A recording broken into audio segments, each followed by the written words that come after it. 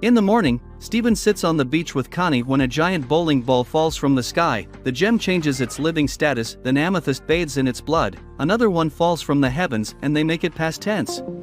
Another one falls to Earth, and in a rare display of intelligence, Steven tells them to follow the robot instead of destroying it. They ride their mount to the kindergarten, then head down to a secret base.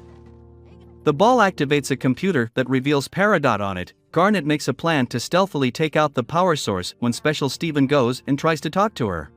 Peridot gives him the hand, forcing the gems to reveal themselves to her.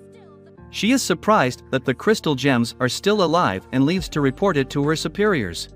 The gems decide to go on an old battlefield for new weapons. Lion wanders the area and finds Rose's scabbard. Pearl takes it and begins reminiscing about the old times when she fought beside Rose.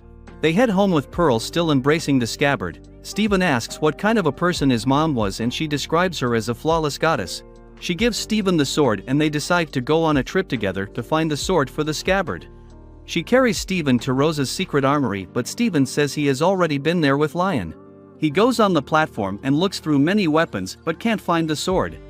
Pearl shows him what it looks like and he goes home to pull it from Lion's mane. They realize that the lion was Rose's pet, but somehow Pearl didn't know about it.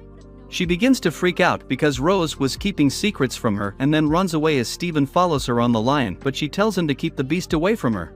Steven leaves the teleporting lion to continue the chase on foot and makes a jump that should have ended the series, but he's saved by a root. He climbs up and sees Pearl crying. She asks Steven if he has any of Rose's memory, then brings up a projection of Rose when the war started. She explains that everything she did was because of Rose and without her she is now lost.